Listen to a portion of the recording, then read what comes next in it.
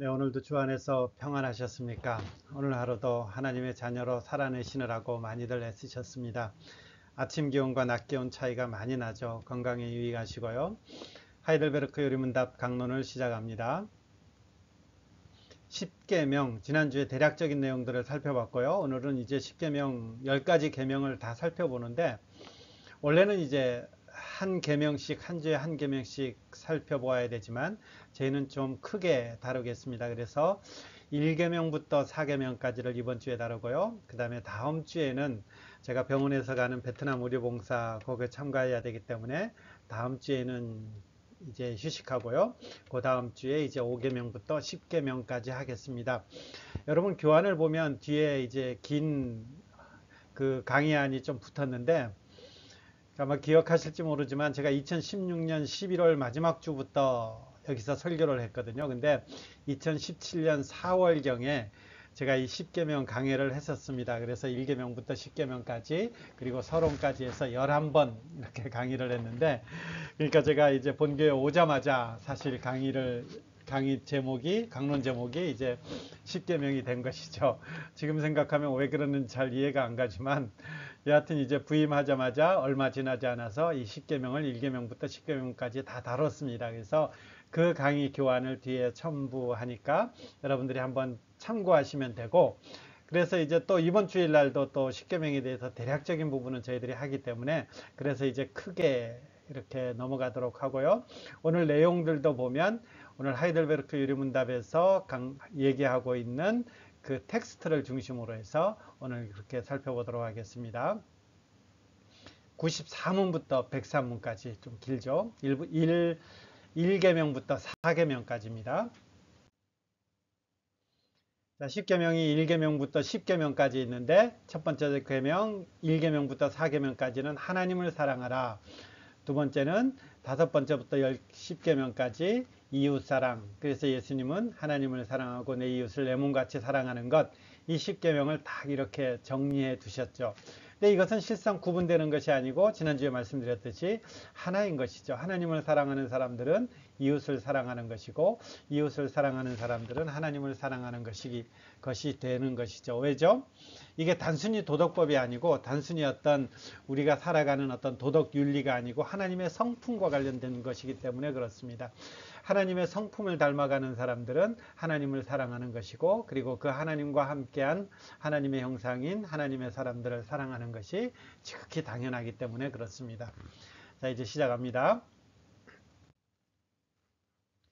제93문 1계명에서 하나님께서 요구하시는 것은 뭡니까? 제1계명 나오죠. 이제 내 영혼의 구원과 복이 매우 귀한 것이기 때문에 나는 온갖 우상숭배, 마술과 점치는 일, 미신, 성인이나 다른 피조물에게 기도하는 것을 피하고 멀리해야 됩니다. 이게 하나님의 계명이라는 거죠. 멀리해야 됩니다. 이거는 부정적인 거죠. 이렇게 내 영혼의 구원과 복이 매우 귀한 것이기 때문에 우상숭배, 마술, 점치는 것, 미신, 그리고 이 당시에는 이제 성인에 기대어서 이제 은혜를 구하는 일들이 있었기 때문에 성인 아니면 다른 피조물, 이런 어떤 하나님 대신에 어떤 것들에게 기도하는 것, 이것을 피하고 멀리해야 된다는 거죠. 그럼 여기서 끝나느냐 했을 때 아니라는 것이죠. 더 나아가서 유일하고 참되신 하나님만을 바르게 알고 그분만을 신뢰하며 모든 겸손, 인내로 그분에게만 복종하고 모든 좋은 것들을 오직 그분에게만 기대하고 마음을 다하여 그분을 사랑하고 경외하며 그분만 섬겨야 합니다. 이게 제1계명이라는 거죠. 그러니까 하나님만을 바로 알고 하나님만을 바르게 신뢰하고 하나님만을 바르게 사랑하고 경외하고 섬기는 것이죠. 이 하나님 대신에 다른 어떤 것을 갖다 놓고 섬기는 것을 제1계명부터 금한 거죠. 대표적인 것이 우리가 어떤 경우들이 있나요? 이 모세가 시내산에 하나님의 말씀을 받으러 올라갔을 때에 안 내려오니까 아론과 그 이스라엘 백성들이 금송아지 만든 사건이 있었죠. 이 금송아지 만들어서 뭐라고 그러나요? 이것은 하나님 대신에 우리가 섬길 신입니다. 이렇게 하는 것이 아니라 우리를 애굽에서 인도하여낸 여호와다. 이렇게 금송아지 하게 되죠. 그러니까 이런 측면들을 말하는 거죠. 그러니까 우리는 하나님만이 유일신입니다. 이렇게 고백하는 것입니다. 우상숭배란 것이 그럼 뭡니까? 했을 때 우상숭배란 이런 것이죠. 자신을 계시하고 유일하고 참되신 하나님, 우리는 하나님을 이렇게 고백하는 거죠. 우상숭배란 말씀으로 자신을 계시하셨다. 말씀으로 자신을 드러내신 유일하신 그리고 참되신 우리의 주님 하나님이신데, 이 하나님 대신에 또는 하나님과 나란히 둬서 다른 어떤 것을 신뢰하거나 고안하여 소유하는 것, 이것을 우상숭배라 그러죠. 그래서 이 우상숭배는 최근에 이 범위들을 우리는 굉장히 확대해서 보고 있잖아요. 만약에 재물을 하나님과 동일하게 놓거나 아니면 하나님 대신으로 놓으면 재물이 우상숭배가 되는 것이고요. 건강도 마찬가지죠. 건강을 우리가 하나님보다 더 소중히 여기거나 하나님과 나란히 여겼을 때, 하나님보다 더 신뢰했을 때 우리는 우상숭배 이렇게 하는 것입니다.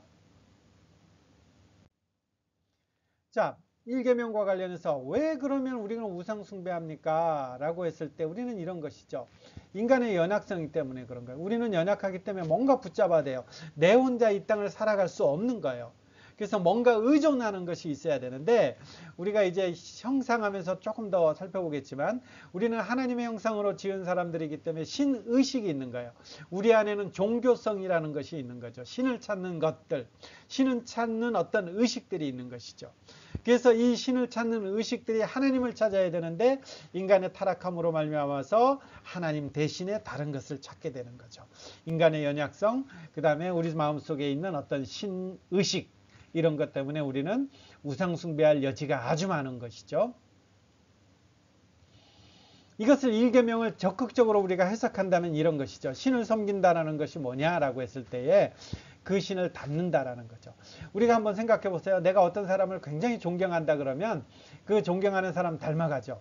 내가 아버지를 존경한다 그러면 아버지의 이런 모습들이 닮아가죠. 우리가 하나님을 따른다 그러면 하나님을 닮는다라는 것입니다. 하나님을 숭배한다 그러면 하나님을 닮는다라는 것이죠. 우상을 숭배한다라는 것은 그 우상을 닮는다라는 거죠. 그렇기 때문에 우리는 짐승이나 사람이 우리의 삶의 기준이 되는 것이 아니라 하나님이 우리의 삶의 기준이 되는 것이고, 그 하나님을 닮은 것이 우리의 가장 큰 복이자 목적이 되는 것이기 때문에 1계명부터 이것에 대해서 하나님은 강력하게 얘기하는 거죠. 우상 숭배하지 말라. 하나님만이 유일신이다 라는 것은 그 하나님만을 닮은 것이 가장 인생의 복이고, 그렇게 살아가는 것이 인생의 목적이다. 이것을 1계명 통해서 말씀해 주고 있는 것이죠.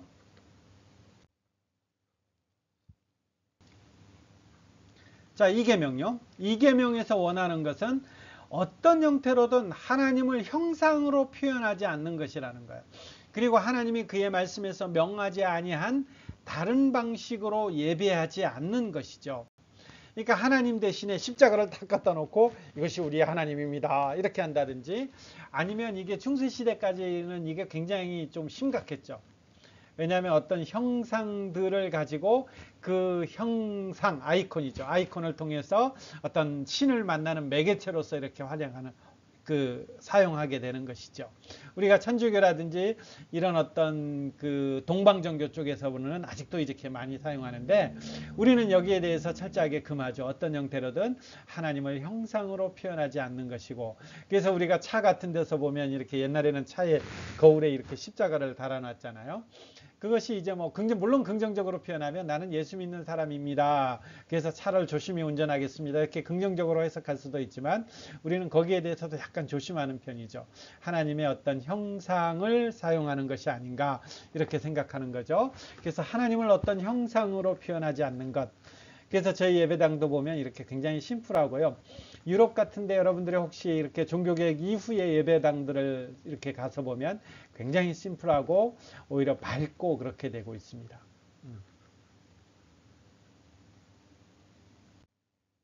그렇다면 어떤 형상도 만들면 안 됩니까? 하나님은 어떤 형태로든 형상을 표현될 수 없고 표현해서도 안 됩니다. 이거죠. 하나님을 형상으로 표현할 수 없는 것이죠. 피조물은 형상으로 표현할 수 있으나 그것에 경배하기 위해 하나님께 예배하는 데 사용하기 위해 형상을 만들거나 소유하는 일은 금하셨습니다. 우리는 얼마든지 형상을 만들 수 있죠. 우리는 이제 내가 좋아하는 강아지 같은 경우도 어떤 모양으로 만들 수 있고 이렇게 하는데, 그것을 가지고 예배하거나 그것을 가지고 하나님을 대신하는 것, 이런 것들에 대해서는 금한다라는 것이죠. 그렇다면 교회에서는 평신도를 위한 책으로서 형상들을 허용해서도 안 됩니까? 이게 참 중요한 문제예요. 제가 이제 저쪽에 터키 쪽에 옛날 교회당을 갔더니, 그때 당시에 사람들이 이제 글을 모르잖아요. 글을 모르니까 어떤 그 유리에다가 모든 것들을 그림으로 표현해 놨어요. 그래서 이 그림으로 표현해 놓은 것들을 어떤 사람들은 하나님의 말씀을 가르치기 위한 도구다 이렇게 표현하기도 하고, 어떤 사람들은 그것을 해석할 때 형상이라고 표현하는 거죠.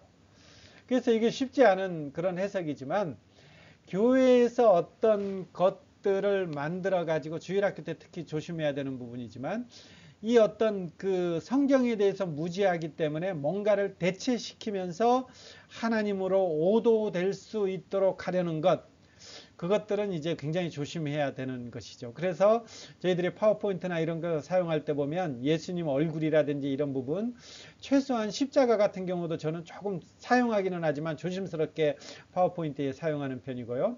예수님 얼굴 같은 경우는 거의 사용 안 하는 편이죠. 이런 부분들에 대해서 이제 지적하고 있는 것이 제2계명과 관련된 것이기 때문에 그렇습니다.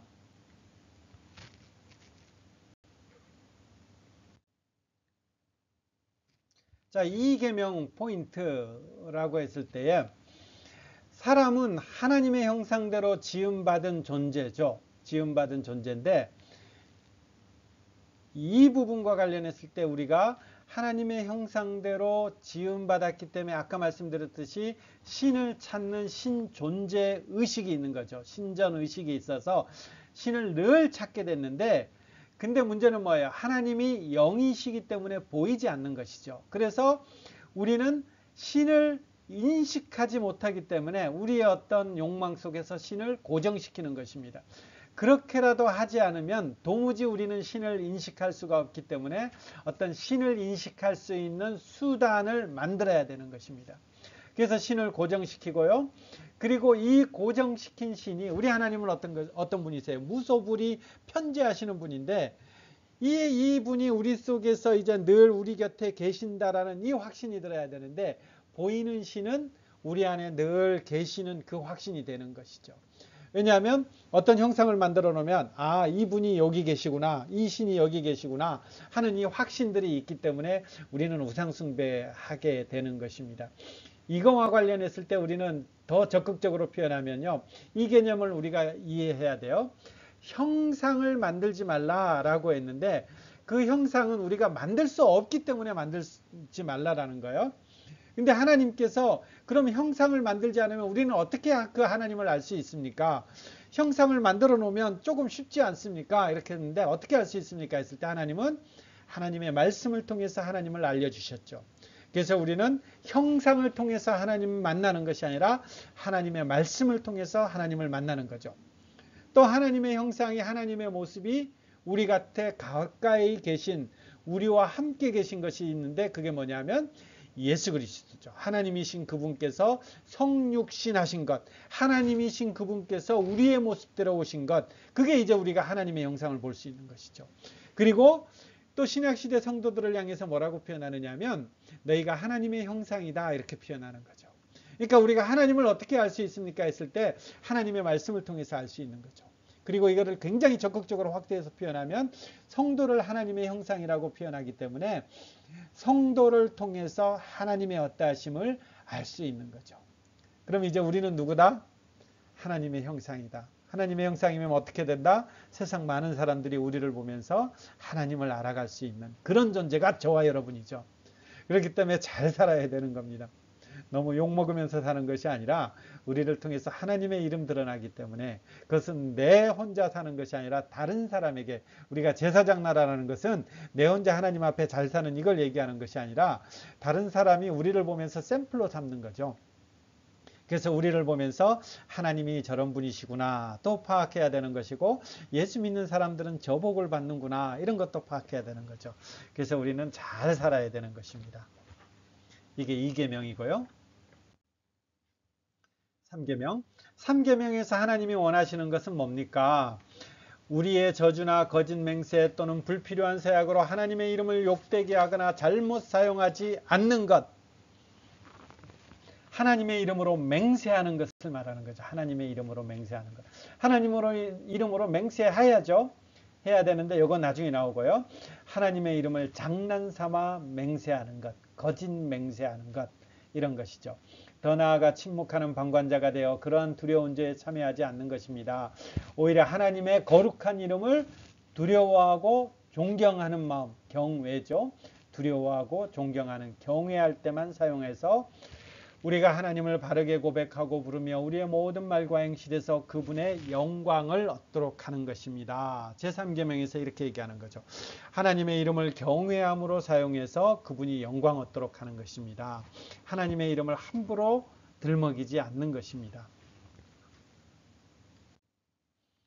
맹세나 저주로 하나님의 아들의 이름을 욕되게 하는 것은 그들이 할 수 있는 대로 그러한 죄를 막거나 금하지 못한 사람들에게까지 하나님께서 진노하실 정도로 중대한 죄입니까? 그렇습니다. 진실로 그렇습니다.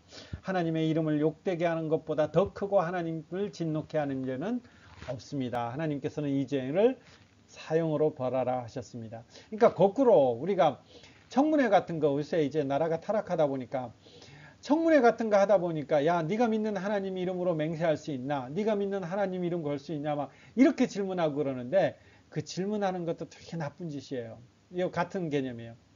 그런 것을 가지고 다른 사람을 맹세케 요구하지도 말고 나도 그걸 가지고 하나님 앞에 맹세하지 말라라는 것입니다. 하나님 이름을 장난스럽게. 그러나 하나님의 이름으로 경건하게 맹세할 수는 있지 않습니까? 자, 그렇습니다. 하나님의 이름으로 맹세하는 경우들이 있다라는 거죠. 국가가 국민에게 요구하는 경우, 국민일해 같은 경우에 우리는 허용하는 거죠. 혹시 하나님의 혹은 하나님의 영광과 이웃의 복을 위하여 신뢰와 진리를 보존하고 증진시키는데 꼭 필요한 경우에는 맹세할 수 있습니다. 그러는 맹세는 내가 하나님의 말씀에 근거한 것이며 그렇기에 구약과 신약의 성도들은 이것을 옳게 사용해 왔습니다. 하나님 앞에서 헌신을 맹세할 수도 있죠. 하나님의 이름 앞에서 헌신을 맹세할 수도 있습니다. 성인이나 다른 피조물요.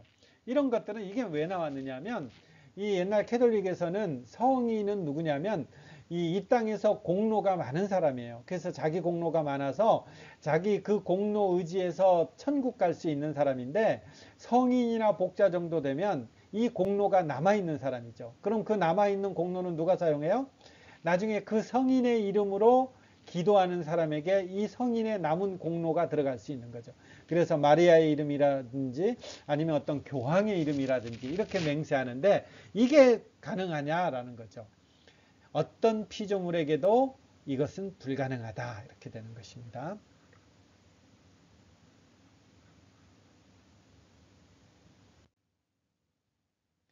자, 이 부분과 관련해서 종교가 타락하면 주술이 됩니다. 하나님의 이름을 망령되이 나의 어떤 욕망을 위해서 마치 주술을 외우듯이 여러분 네팔이나 이런 데 가면 이렇게 빙빙 돌리면 거기에 적힌 말씀이 이렇게 바람 따라서 내 것이 되는 어떤 그런 의식들이 있죠. 마치 하나님을 이렇게 사용하는 거죠. 내 욕심 따라서 아니면 내 어떤 욕망 따라서 이런 것들을 미신적으로 마술적으로 사용할 때가 있다라는 거죠. 이런 것들에 대해서 사실 이 부분에 한국교회는 참 조심해야 됩니다. 종교가 타락하면 어떻게 된다고요? 주술이 된다라는 거죠. 성도는 어떤 사람들이냐? 즐거이 하나님의 이름을 부르는 자들인 것입니다. 하나님의 이름이 영광 받으시도록 그 하나님의 이름을 즐거이 부르는 자들인 것입니다. 그것은 이 땅 가운데 하나님의 그 이름이 드러나도록 우리는 그 이름을 부르는 자들이지 그 하나님의 이름을 내 마음대로 이용하는 자가 아니다라는 것입니다. 그래서 그 이름을 이용해서 내가 뭔가를 추구한다라고 했을 때 우리는 잘못하면 이것은 주술이 되는 것입니다. 사계명. 하나님께서는 말씀의 봉사와 그 봉사를 위한 교육이 유지되기를 원하시며 특히 안식의 날인 주일에 내가 하나님의 교회에 부지런히 참석하여 하나님의 말씀을 경청하고 성례에 참석하며 주님을 공적으로 부르고 가난한 자들에게 기독교적 자비를 행하기 원하십니다. 둘째, 나의 일생 동안 악한 일을 그만두고 주께서 그의 성령으로 내 안에서 일하시게 하며 그럼으로써 영원한 안식이 이 세상에서부터 시작되기를 원하십니다. 여러분, 두 가지죠. 한 안식일을 거룩하게 지키라 라고 했을 때에 안식일에 할 수 있는, 우리 같으면 주일이라고 하는 거죠. 주일에 할 수 있는 것들이 있다라는 것입니다. 그게 뭐예요? 하나님의 말씀을 경청하는 것, 성례에 참석하는 것, 주님을 공적으로 부르는 것, 그리고 교육이 일어나는 것. 이 하나님의 어떤 구별된 날로서 하나님 앞에서 드려져야 되는 이 주일에 어떤 엄숙한 의무가 있다라는 거죠. 그것을 위해서 안식일을 지금 이 시대 가운데서도 지키라, 이렇게 되는 것이고, 그 다음에 이 안식일을 지키면서 뭘 바라보느냐면 우리가 이 땅 가운데서의 삶이 전부가 아니라 영원한 안식이 있다는 거죠. 그것을 이 세상에서부터 시작하라는 거죠. 맛보라는 거예요. 허기야, 우리는 주일 되면 굉장히 피곤하죠. 특히 사역자들은 굉장히 피곤하고 그런데 사실 이제 안식일을 주는 것은 영원한 안식이 있는데 그 영원한 안식을 이 땅 가운데서부터 맛보아 알기를 기대하면서 제정한 날이 안식일이라는 것입니다. 우리는 주일이죠. 부활하신 이후로는 주일을 지키는 것이죠. 구별됨이라는 것이죠. 구별됨. 이 구별됨이라는 것인데 이걸 조금만 좀 풀어서 설명해 볼게요. 옛날, 지금 생각하지 말고 옛날 생각해 보세요. 옛날은 하루 벌어서 하루 사는 사람들 있잖아요. 그날 벌어서 그날 사는 사람들이에요. 근데 그날 벌어서 그날 살아야 되는데 주일날, 안식일날 일하지 않으면 어떻게 되는 거예요? 굶어 죽는 거예요. 먹을 게 없는 거예요. 그날치 살기 때문에 그날 일하지 않으면 굶는 거예요. 물론 한 끼 굶었다고, 하루 굶었다고 죽지는 않지만 굶는 거예요. 나의 모든 삶이 다 무너지는 거예요. 그러면 안식일을 지키라는 것은 뭐예요? 내가 지금 삶이 무너지고 내가 굶고 내가 먹을 것이 없고 내가 빈궁해지고 이런 모든 상황 가운데서 나를 지키시는 것은 이것이 아니라 하나님께서 나를 지켜주시는구나.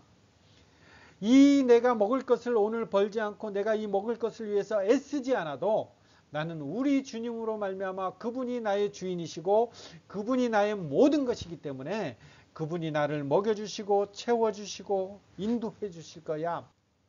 이것을 고백해야만이 그날 일 안 할 수가 있는 것이죠. 이것을 고백해야만이 이 주일을 거룩하게 구별할 수 있는 것이죠. 그러니까 이 주일이라는 것은 뭐예요? 하나님께서 창세 때부터 구별해 놓은 것인데 하나님만이 이 땅의 주인이십니다. 하나님의 주권을 인정하는 것, 그 하나님 앞에 나의 모든 것을 맡기는 행위, 이게 안식일을 거룩하게 지키는 것입니다. 그리고 영원한 안식이 있는데 그 영원한 안식을 이 땅 가운데서도 맛보아 알 수 있도록 하는 것, 그것이 이제 주일과 관련해서 사계명해 주신 그 하나님의 계명인 것이죠. 자, 오늘 말씀을 한번 정리해 볼게요. 1계명부터 4계명까지인데 핵심은 뭔가요? 하나님 사랑이죠. 하나님 사랑하는 것이 어떻게 표현하나요? 하나님 외에 다른 것을 섬기면 안 되는 거죠. 하나님 외에, 하나님만이 유일한 나의 전부입니다 고백하는 거죠. 근데 이 유일한 나의 전부를 어떤 형상으로 만들어서 고백해도 안 되는 거죠. 왜냐하면 그것은 우상숭배가 되는 거죠. 하나님께서는 말씀으로 자신을 계시하셨고 성육신하신 주님으로 우리를 보여주셨고 성도로서 그 하나님의 형상을 드러내는 거죠. 그래서 이것 외에 어떤 것을 하나님으로 만들면 안 되는 거죠. 그리고 어떻게 이 하나님을 어떻게 해야 되나요? 함부로 이 이름 갖고 장난치면 안 되는 거죠. 내가 하나님의 이름으로 어쩌고 저쩌고 조심해야 되는 거죠. 하나님이 그렇게 말씀하신 적 없는 경우가 많기 때문에 그렇습니다.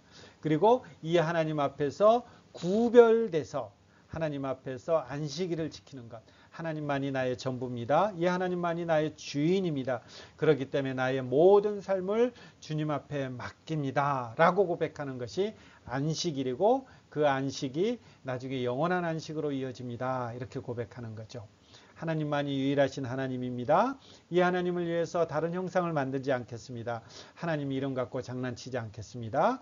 그리고 이 하나님 앞에 구별돼서 모든 것이 주님의 주권 아래 있습니다. 고백하면서 영원한 안식을 보고 살아가겠습니다. 이것이 뭐예요? 이게 하나님 사랑하는 거라는 거죠. 하나님 사랑.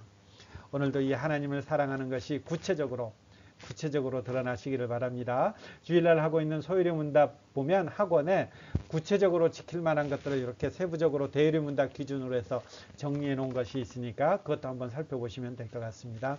하나님 많이 사랑하시는 그런 성도 여러분 되시기를 기원하며 축복합니다. 평안한 밤 되십시오.